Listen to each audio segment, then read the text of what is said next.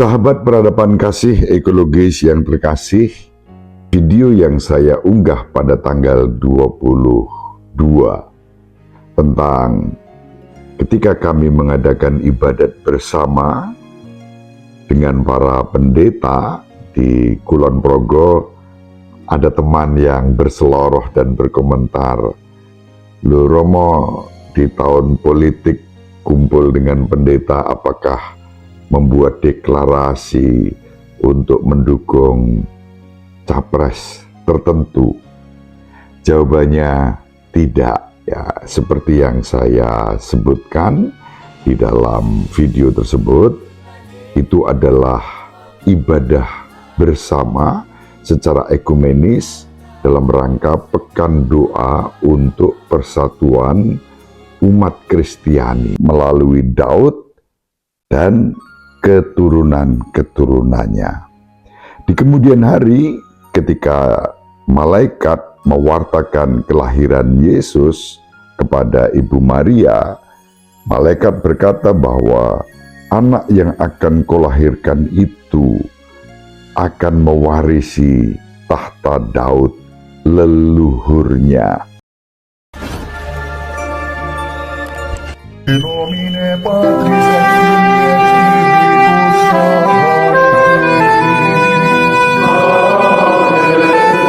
Dominus Vobiscum.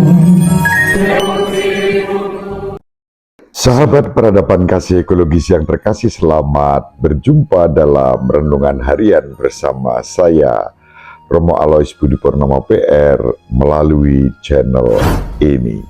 Semoga panjenengan selalu sehat, tetap semangat tanpa sambat, selalu bahagia, kebahagiaan yang bersumber dari Tuhan Allah kita. Mari kita awali perjumpaan kita dengan bersatu di dalam doa. Allah Bapa yang Maha Pengasih dan Penyayang, kami bersyukur kepadamu karena Engkau telah menggenapi janji-janji keselamatanmu yang Kau ukir melalui dinasti keturunan Raja Daud yang menjadi tunas Isai untuk menghadirkan Yesus Kristus Putramu yang disebutkan mewarisi tahta Daud. Kerajaannya tidak akan berkesudahan. Engkau sendirilah ya Bapa yang telah mengukir sejarah keselamatan ini melalui dinasti politik Raja Daud yang menurunkan Salomo, dan di kemudian hari Yesus Kristus Putramu menyempurnakan kerajaan yang abadi. Semoga kami menghayati jati diri itu dengan taat, setia, dan rendah hati demi Kristus Tuhan dan pengantara kami. Amin. Sahabat peradaban kasih ekologis yang terkasih, kita akan membaca kali ini bacaan yang pertama yang dikutip dari kitab kedua Samuel bab 7 ayat 4-17. Waktu itu Raja Daud ingin mendirikan rumah bagi Tuhan. Maka datanglah sabda Tuhan kepada Natan demikian, "Pergilah, katakanlah kepada hambaku Daud, beginilah firman Tuhan, masakan engkau yang mendirikan rumah bagiku? Tidak pernah aku diam dalam rumah sejak aku menuntun orang Israel dari Mesir sampai hari ini. Tetapi aku selalu mengembara dalam kemah sebagai kediaman. Selama aku mengembara bersama-sama seluruh orang Israel, pernahkah kepada salah seorang hakim orang Israel yang kuperintahkan menggembalakan umatku? Aku bersabda, mengapa kamu tidak mendirikan bagiku rumah dari kayu aras? Oleh sebab itu katakanlah, beginilah kepada hambaku Daud, beginilah sabda Tuhan semesta alam, akulah yang mengambil engkau dari padang ketika engkau menggiring kambing domba Engkau kuambil untuk kujadikan raja atas umatku Israel. Aku telah menyertai engkau di segala tempat yang kau jalani, dan telah melenyapkan segala musuhmu dari hadapanmu. Aku membuat besar namamu seperti nama orang-orang besar yang ada di bumi. Aku menentukan tempat bagi umatku Israel dan menanamkannya, sehingga ia dapat diam di tempatnya sendiri dengan tidak lagi dikejutkan ataupun ditindas oleh orang-orang lalim seperti dahulu, sejak aku mengangkat hakim-hakim atas nama umatku Israel. Aku mengaruniakan keamanan kepadamu terhadap semua musuhmu. Juga diberitahukan Tuhan kepadamu. Tuhan akan memberikan keturunan kepadamu. Apabila umurmu sudah genap dan engkau telah mendapat perhentian bersama dengan nenek moyangmu, maka aku akan membangkitkan keturunanmu yang kemudian anak kandungmu, dan aku akan mengokohkan kerajaannya. Dialah yang akan mendirikan rumah bagi namaku, dan aku akan mengukuhkan tahta kerajaannya untuk selama-lamanya. Aku akan menjadi bapanya, dan ia akan menjadi putraku. Apabila ia melakukan kesalahan, maka aku akan menghukum dia dengan rotan yang dipakai orang dan dengan pukulan yang diberikan anak-anak manusia. Tetapi kasih setiaku tidak akan hilang daripadanya, seperti yang kuhilangkan daripada Saul yang telah kujauhkan dari hadapanmu. Keluarga dan kerajaanmu akan kokoh untuk selama-lamanya di hadapanku, tahtamu akan kokoh untuk selama-lamanya. Tepat seperti perkataan ini dan tepat seperti penglihatan ini, Nathan berbicara kepada Daud. Demikianlah sabda Tuhan. Syukur kepada Allah.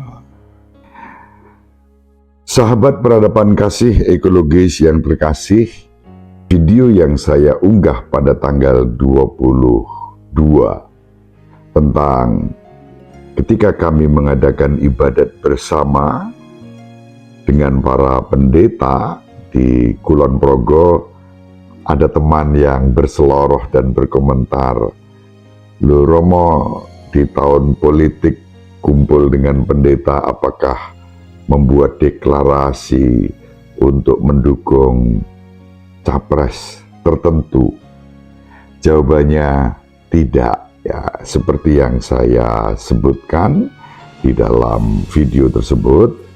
Itu adalah ibadah bersama secara ekumenis dalam rangka pekan doa untuk persatuan umat Kristiani, dan itu pekan doa sedunia yang sudah dimulai sejak tahun 1908 di tingkat dunia.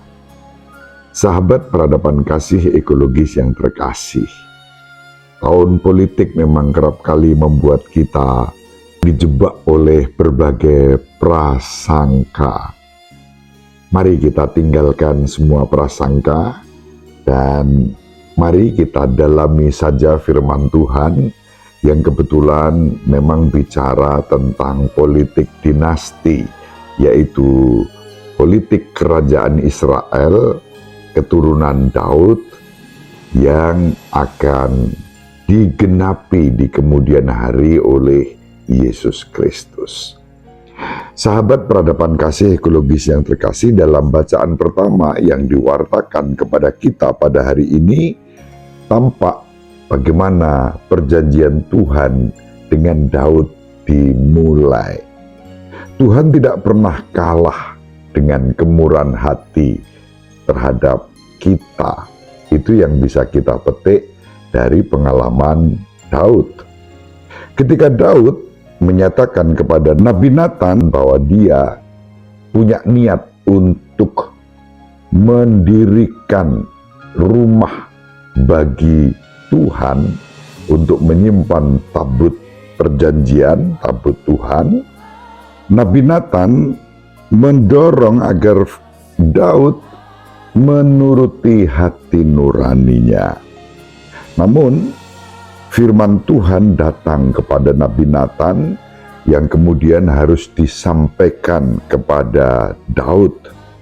Pada saat itu Tuhan berkenan dengan niat hati Daud dan sebagai tanggapannya membuat perjanjian dengan Daud.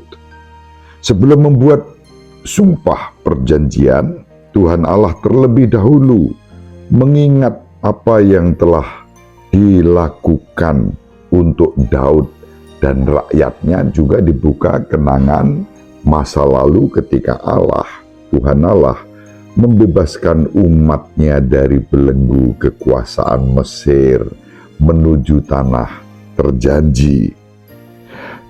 Allah menyatakan kepada Daud bahwa kerajaannya tidak akan berkesudahan. Anak Daudlah yang nantinya akan melanjutkan dan mewarisi tahta kerajaan Daud, dan anak itulah, ya, keturunan Daud itulah yang akan mendirikan rumah bagi Allah.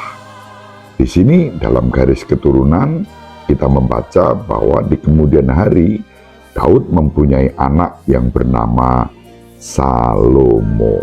Maka di kemudian hari janji-janji yang diberikan kepada Daud oleh Allah itu digenapi melalui Salomo. Salomolah yang kemudian membangun bait Allah itu. Sahabat peradaban kasih ekologis yang berkasih, itu yang disebut politik dinasti. Bahkan politik dinasti itu bernada teokratis.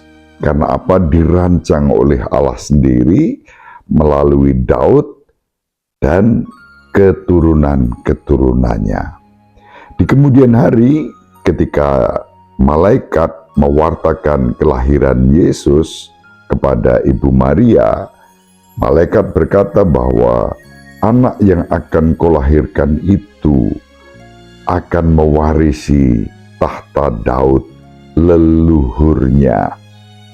Pewarisan tahta Daud tentu bukan dalam konteks kekuasaan, tetapi terlebih pada konteks kesejahteraan dan keselamatan yang akan digenapi oleh Yesus sendiri sebagai putra Allah yang maha tinggi, yang menjadi manusia dan tinggal di antara kita.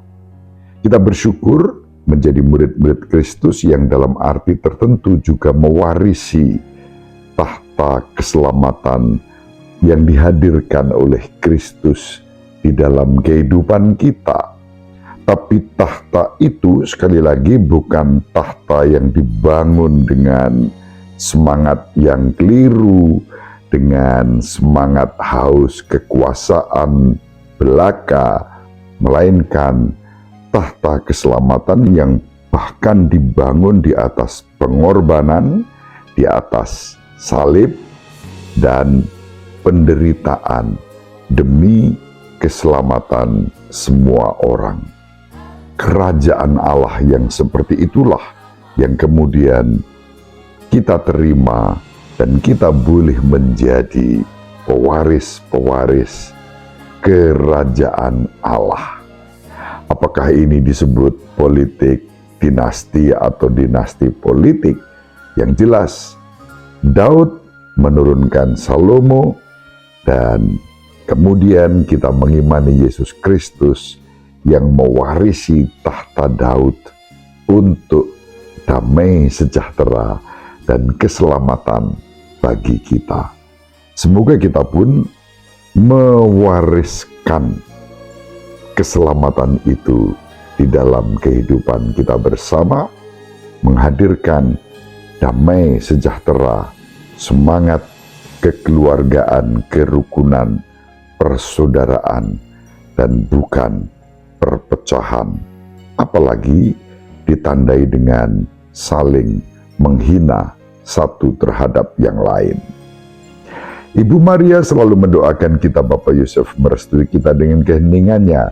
Semoga panjenengan semua sahabat peradaban kasih ekologis yang terkasih bersama seluruh anggota keluarga dimanapun berada dibimbing, dilindungi dan diberkati oleh Allah yang Maha Kuasa, Bapa dan Putra dan Roh Kudus. Amin. Terima kasih, salam sehat, tetap semangat tanpa sambat, selalu bahagia, kebahagiaan yang bersumber dari Tuhan Allah kita. Salve, shalom, salam sejahtera, berkah dalam. Sahabat peradaban kasih yang terkasih, sampai jumpa pada episode berikutnya. Terima kasih atas kebersamaan kita. Salam peradaban kasih ekologis, berkah dalam.